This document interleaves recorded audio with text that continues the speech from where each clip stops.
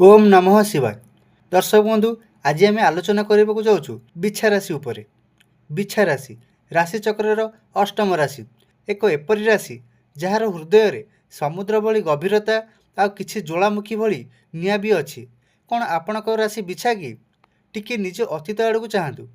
कौन आपण सारा जीवन केवल अन्य मानक पई त्याग करि आसिछंती, किंतु बदल रे आपणकु केवल धोखा आ प्रतारणा मिली? जहाँ आप निजर सबकिछि मानि नहीं से ही आपणक पिठी छुरी मारी कि? कठिन परिश्रम कलापर भी सफलता जमी हाथ पाहांतरू खसी जाउछि। जदि यही सब कथा आपणक जीवन सह मेल खाउछि, तेबे मोर गोटिए कथा आज ध्यान दे शुणु। आपणकर यही कष्टर दिन एबे सरिबाकु जाउछि। आसी जाइछि महाकालंकर सबुठारु प्रिय समय, पवित्र श्रावण मास। आउ एही मासरे सृष्टि हेबाकु जाउछि एक एपरी महासंजोग जहाँ बिछा राशि लोकों पई कौनसी संजीवनी बूटी ठारू मध्य कम नुहे। भाग्यर जो कबाट वर्ष वर्ष धरी बंद होई रहिथिला, ताहा एबे महादेवंको त्रिशूल आघात खोलिबाकु जाउअछि। किंतु प्रश्न उठुछि, काहेकि केवल बिछा राशि उपरे भोलानाथंकर एते बड़ कृपा वर्षिब? कौन घटिबाकु जाउछि आपणक सहित एही मासरे? केउ काम आपन को राताराति सफलतार शीर्ष में पहुँचाइब एवं केउ गोटे छोटिया भूल आपन को पुणी तल को खसाई दे पारे? यही समस्त गूढ़ रहस्य आज आम खोलिबाकु जाउछु। नमस्कार दर्शक बंधु, आम यूट्यूब चैनल को आपण मानकु हृदय स्वागत। जदि आपण प्रकृत में निज भाग्य को बदलिबार देखिबाकु चाहुछंती, तेबे वीडियोटी को बिना स्किप करी शेष पर्यंत निश्चय देखंतु, कारण शेष में मु एपरि एक सिद्ध उपाय कहिबी जहाँ आपणक वास्तु और ग्रह दोष को संपूर्ण खंडन करदेव। आसंतु महादेवों नाम नहीं आरंभ करिबा आजिर एही महा अध्याय को। बंधुगण, ज्योतिष शास्त्र रे बिछा राशि को बहुत रहस्यमय बोली विवेचना कराए। यह हेउची कालपुरुष कुंडलीर अष्टम भाव। अष्टम भाव हेउची आयु, गुप्तधन, गुप्त शत्रु, साधना, रहस्य एवं मोक्षर स्थान। आउ विचार करंतु, यही सबुर अधिपति किए? आउ किए दर्शक बंधु? स्वयं देवादिदेव महादेव। से महाकाल, से अघोरी, से सर्वव्यापी। जोंठी सबुकिछि शेष हुए, सेठारु ही शिवंकर आरंभ हुए। सेतिपई बिछा राशि लोकंकर आध्यात्मिक दिग एवं शिवंक प्रति आकर्षण जन्मगत होता है। यह सहित बिछा राशि स्वामी होउछंती ग्रह मानकर सेनापति मंगल। शिव महापुराण रे वर्णना करा जायछि जे जेतेबेले महादेव ध्यान रे लीन थिले, तांको ललाटरू झाल बिंदु पृथ्वी पृष्ठ रे पड़िथिला एवं सेही झाल बिंदुरु जन्म नेतिले अंगारक अर्थात मंगल ग्रह। तेणु बिछा राशि हेउची सीधा सड़क महादेवंकर अंश। मंगल जोगांती अग्नि, किंतु बिछा हेउची एक जलतत्वर राशि। भाबंतु जेतेबेले अग्नि आ जल मिसंती कौन हुए? ताहा टकमक होई फुटी थाए। ठीक सेहीपरि बिछा राशि लोकों भितर भावनार समुद्र उछुलु थाए। आपण बाहर बहुत शांत और कठोर दिसंती, किंतु भितरु आपण अत्यंत संवेदनशील। ये श्रावण मासरे आपणक राशि रे जो शुभ जोग सृष्टि होउछि, ताहा दर्शाउछि जे भगवान शिव आपणकर सेही भितरर कष्ट को बुझी पारुछंती।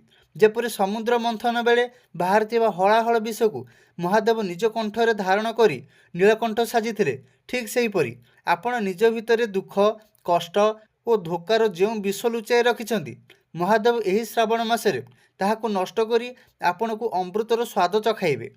तेबे प्रश्न उठुछि, यही श्रावण मासरे कौन घटिबा आपणक सह? बंधुगण, प्रस्तुत हो जातु, कारण यही श्रावण मास आपणक जीवनर चारोटी प्रमुख दिगरे प्रचंड परिवर्तन आनिबाकु जाउअछि। प्रथमे आर्थिक उन्नति एवं मालामाल हेबार जोग। बिछा राशि व्यक्ति माने परिश्रम तो बहुत करती, किंतु पैसा पाखरे रहे नहीं। जेतिकी रोजगार आसे ताठारु बेसी खर्च हो जाए किंबा ऋण रे पलाए। किंतु यही श्रावण मासरे ग्रह मानकर गोचर आपणक आय भाव को बलवान करुछि। हठात गुप्तधन प्राप्तिर जोग रही, अर्थात आपण केबे आशा करिनथिबा स्थानरू अर्थ आसीबो। पूर्वरु अटकी रहिथिबा टंका जहाँ आपण भाबिथिले बुड़ी गलानी, ताहा फेरी पाइबे। जो माने शेयर मार्केट, जमी बाड़ी बा नूतन व्यवसाय रे विनियोग करबाकु चाहुछंती, महादेवंको नाम नहीं आरंभ करंतु, अतुलनीय लाभ मिलिबो। द्वितीय रे क्यारियर, चाकरी एवं शत्रु विनाश। कर्म क्षेत्र रे आपणकर गुप्त शत्रु बहुत। आपण भल काम कले मध्य आपणकर सहकर्मी माने उच्च अधिकारी आगे आपणक बदनाम करने को पछाती नहीं। କିନ୍ତୁ ଏଥର ଶ୍ରାବଣ ମାସରେ ଏହି ସବୁ ଶତ୍ରୁମାନଙ୍କର ମୁଖ ବନ୍ଦ ହୋଇଯିବ। ମହାଦେବଙ୍କ ତୃତୀୟ ନେତ୍ରର ପ୍ରକୋପରୁ ଆପଣଙ୍କ ବିରୋଧୀମାନେ ନିଜେ ଖୋଳିଥିବା ଗାତରେ ନିଜେ ହିଁ ପଡ଼ିଯିବେ। ଚାକିରି ଖୋଜୁଥିବା ଯୁବକ ଯୁବତୀମାନଙ୍କୁ ସୁବର୍ଣ୍ଣ ସୁଯୋଗ ମିଳିବ। ଯେଉଁମାନଙ୍କର ପ୍ରମୋସନ୍ ଅଟକି ରହିଥିଲା ତାହା ମଧ୍ୟ ସମ୍ଭବ ହେବ। ଆପଣଙ୍କୁ ଏକ ବଡ଼ ଦାୟିତ୍ୱ ମିଳିପାରେ, ଯାହା ଆପଣଙ୍କ ମାନ ସମ୍ମାନକୁ ସମାଜରେ ଦ୍ୱିଗୁଣିତ କରିବ। ତୃତୀୟରେ, ପାରିବାରିକ ସୁଖ ଓ ପ୍ରେମ ସମ୍ପର୍କ। ବିଛା ରାଶିର ଲୋକଙ୍କ ପାରିବାରିକ ଜୀବନ ପ୍ରାୟତଃ ଅଶାନ୍ତ ରହିଥାଏ। ସ୍ୱାମୀ ସ୍ତ୍ରୀଙ୍କ ମଧ୍ୟରେ ଛୋଟ ଛୋଟ କଥାକୁ ନେଇ ବଡ଼ ଝଗଡ଼ା ହୁଏ। କିନ୍ତୁ ଶ୍ରାବଣ ମାସରେ ମାତା ପାର୍ବତୀ ଏବଂ ଶିବଙ୍କର ଅଖଣ୍ଡ ପ୍ରେମର ଛାୟା ଆପଣଙ୍କ ଦାମ୍ପତ୍ୟ ଜୀବନ ଉପରେ ପଡ଼ିବ। ପରିବାରରେ ଶାନ୍ତି ଫେରି ଆସିବ। ଯେଉଁମାନେ ପ୍ରେମ ସମ୍ପର୍କରେ ଧୋକା ଖାଇଛନ୍ତି ସେମାନଙ୍କୁ ଏକ ସଚ୍ଚୋଟ ଏବଂ ଭଲ ଜୀବନସାଥୀ ମିଳିବାର ପ୍ରବଳ ସମ୍ଭାବନା ଅଛି। ଅବିବାହିତଙ୍କ ପାଇଁ ମନ ଲାଖି ପ୍ରସ୍ତାବ ମଧ୍ୟ ଆସିବ। ଚତୁର୍ଥରେ, ସ୍ୱାସ୍ଥ୍ୟ ଏବଂ ମାନସିକ ସ୍ଥିତି। ବହୁତ ଦିନ ଧରି ଯଦି ଆପଣ କୌଣସି ପେଟଜନିତ ସମସ୍ୟା, ଅଣ୍ଟା ବିନ୍ଧା କିମ୍ବା ମାନସିକ ଅବସାଦ ଦେଇ ଗତି କରୁଛନ୍ତି, ତେବେ ଶିବଲିଙ୍ଗରେ ଚଢ଼ାଯାଇଥିବା ଜଳକୁ ପ୍ରସାଦ ରୂପେ ଗ୍ରହଣ କରନ୍ତୁ। ଦେଖିବେ ଚମତ୍କାର ନିଶ୍ଚୟ ହେବ। ଆପଣଙ୍କ ଭିତରେ ଏକ ଅଦ୍ଭୁତ ଊର୍ଜା ଏବଂ ଆତ୍ମବିଶ୍ୱାସ ଜାଗ୍ରତ ହେବ। ଦର୍ଶକ ବନ୍ଧୁ, ଈଶ୍ୱର କେବେ ସିଧାସଳଖ ଆସି ଆମକୁ କିଛି ଦିଅନ୍ତି ନାହିଁ, ସେ ସଂକେତ ମାଧ୍ୟମରେ କାମ କରିଥାନ୍ତି। ବିଛା ରାଶିର ବ୍ୟକ୍ତିମାନଙ୍କ ଇଣ୍ଟ୍ୟୁସନ୍ ପାୱାର ଅର୍ଥାତ୍ ପୂର୍ବାଭାସ ଶକ୍ତି ବହୁତ ପ୍ରବଳ। କିଛି ଖରାପ ଘଟିବା ପୂର୍ବରୁ ଆପଣଙ୍କୁ ଜଣାପଡ଼ିଯାଇଥାଏ।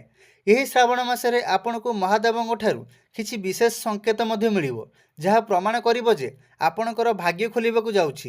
ଯଦି ଭୋର ସମୟରେ ଆପଣଙ୍କୁ ସ୍ୱପ୍ନରେ ଶିବ ମନ୍ଦିର, ଶିବଲିଙ୍ଗ, ଧଳା ନାଗ କିମ୍ବା ପ୍ରବାହିତ ନଦୀ ଦେଖାଯାଏ, ତେବେ ନିଶ୍ଚିନ୍ତ ଜାଣିବେ ମହାଦେବ ଆପଣଙ୍କର ସମସ୍ତ ଦୁଃଖ ହରଣ କରି ନେଉଛନ୍ତି।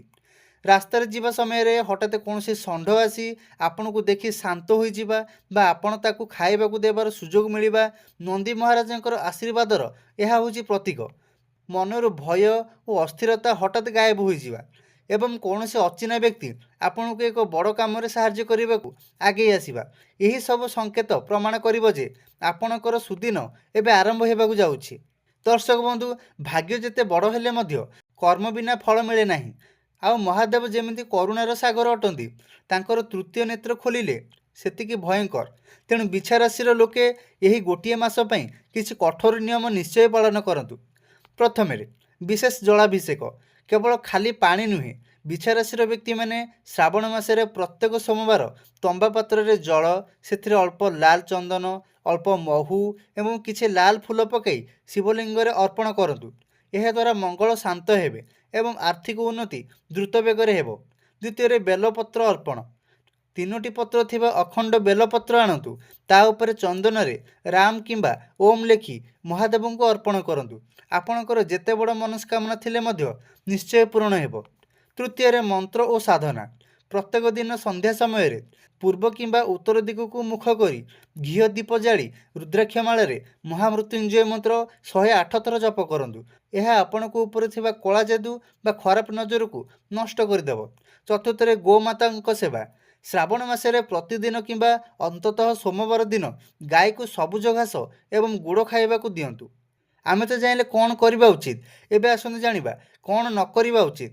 ପ୍ରଥମେ, ଅହଙ୍କାର ଓ କ୍ରୋଧଠାରୁ ଦୂରେଇ ରୁହନ୍ତୁ। ବିଛା ରାଶିର ବ୍ୟକ୍ତିଙ୍କ ରାଗ ବହୁତ ତୀବ୍ର ହୋଇଥାଏ, କିନ୍ତୁ ମନେ ରଖନ୍ତୁ ଶ୍ରାବଣ ମାସରେ କାହା ଉପରେ ରାଗିବେ ନାହିଁ, କ୍ରୋଧରେ କୌଣସି ନିଷ୍ପତ୍ତି ନେବେ ନାହିଁ, ନଚେତ୍ ବନିଥିବା କାମ ବିଗିଡ଼ିଯିବ। ଦ୍ୱିତୀୟରେ, ଖାଦ୍ୟପେୟରେ ସଂଯମତା। ସମ୍ପୂର୍ଣ୍ଣ ଶ୍ରାବଣ ମାସରେ ଆମିଷ ଏବଂ ମଦ୍ୟପାନକୁ ଛୁଅନ୍ତୁ ନାହିଁ। ସାତ୍ତ୍ୱିକ ଖାଦ୍ୟ ଗ୍ରହଣ କଲେ ଶରୀର ଓ ମନ ପବିତ୍ର ରହିଥାଏ। ତୃତୀୟରେ, ଟଙ୍କା ଧାର ଦିଅନ୍ତୁ ନାହିଁ। ଏହି ମାସରେ କାହାକୁ ବି ଟଙ୍କା ଧାର ଦିଅନ୍ତୁ ନାହିଁ, କାରଣ ଏହି ସମୟରେ ଦିଆଯାଇଥିବା ଟଙ୍କା ଫେରିବାର ସମ୍ଭାବନା ବହୁତ କମ୍ ଥାଏ। ତେବେ ମୋର ପ୍ରିୟ ବିଛା ରାଶିର ଭାଇ ଓ ଭଉଣୀମାନେ, ଆପଣ ଜୀବନରେ ବହୁତ ସଂଘର୍ଷ କରିଛନ୍ତି। ଅନ୍ୟର ଲୁହ ପୋଛିବା ବେଳେ ଆପଣଙ୍କ ଲୁହ ପୋଛିବାକୁ କେହି ନଥିଲେ, କିନ୍ତୁ ଆଉ ନୁହେଁ, ସମଗ୍ର ବ୍ରହ୍ମାଣ୍ଡର ମାଲିକ ଦେବାଧିଦେବ ମହାଦେବ ଏବେ ଆପଣଙ୍କ ହାତ ଧରିବାକୁ ଆସୁଛନ୍ତି। ବାସ୍ ତାଙ୍କ ଉପରେ କେବଳ ନିଜର ଅତୁଟ ବିଶ୍ୱାସ ରଖନ୍ତୁ। ଶ୍ରାବଣ ମାସର ପ୍ରତ୍ୟେକଟି ବୁନ୍ଦା ବର୍ଷା ଆପଣଙ୍କ ପାଇଁ ଶିବଙ୍କର ଆଶୀର୍ବାଦ ହୋଇ ଝରିବ। ଯଦି ଏହି ଭିଡ଼ିଓରେ କୁହାଯାଇଥିବା କଥାଗୁଡ଼ିକ ଆପଣଙ୍କ ହୃଦୟକୁ ସ୍ପର୍ଶ କରିପାରିଛି, ଯଦି ଆପଣ ଅନୁଭବ କରୁଛନ୍ତି ଯେ ଏହି ବିଶ୍ଳେଷଣ ଆପଣଙ୍କ ଜୀବନ ସହ ଯୋଡ଼ି ହୋଇଛି, ତେବେ ବିନା ସଂକୋଚରେ କମେଣ୍ଟ ବକ୍ସରେ ଲେଖନ୍ତୁ ହର ହର ମହାଦେବ କିମ୍ବା ଓମ୍ ନମଃ ଶିବାୟ। ଆପଣଙ୍କର ଗୋଟିଏ କମେଣ୍ଟ ଆପଣଙ୍କୁ ଶିବ ଭକ୍ତି ସହିତ ଆହୁରି ନିବିଡ଼ ଭାବରେ ଯୋଡ଼ିଦେବ। ନିଜର ପ୍ରିୟଜନ, ପରିବାରବର୍ଗ ଏବଂ ସାଙ୍ଗସାଥୀଙ୍କ ସହିତ ଏହି ଭିଡ଼ିଓଟିକୁ ନିଶ୍ଚୟ ସେୟାର କରନ୍ତୁ, କାରଣ ଏହି ପବିତ୍ର ବାର୍ତ୍ତା ଯେତେ ଲୋକଙ୍କ ପାଖରେ ପହଞ୍ଚିବ ଆପଣଙ୍କୁ ମଧ୍ୟ ସେତିକି ପୁଣ୍ୟ ମିଳିବ। ଯଦି ଆପଣ ଆମ ଚ୍ୟାନେଲରେ ନୂଆ, ତେବେ ଚ୍ୟାନେଲକୁ ଏବେ ହିଁ ସବସ୍କ୍ରାଇବ୍ କରି ପାଖରେ ଥିବା ବେଲ୍ ଆଇକନକୁ ଦବାଇ ଦିଅନ୍ତୁ, କାରଣ ଆମେ ଏହିଭଳି ବିଛାରାଶିର ଅନେକ ଭିଡ଼ିଓ ଆଣିବାକୁ ଯାଉଅଛୁ। ଦର୍ଶକ ବନ୍ଧୁ, ଆଜି ପାଇଁ ଏତିକି। ପ୍ରଭୁ ଭୋଳାନାଥ ଆପଣଙ୍କର ଓ ଆପଣଙ୍କ ପରିବାରର ସମସ୍ତ ମନସ୍କାମନା ପୂରଣ କରନ୍ତୁ, ଏହା ହିଁ ମୋର କାମନା। ରହୁଛି। ଜୟ ଜଗନ୍ନାଥ। ହର ହର ମହାଦେବ।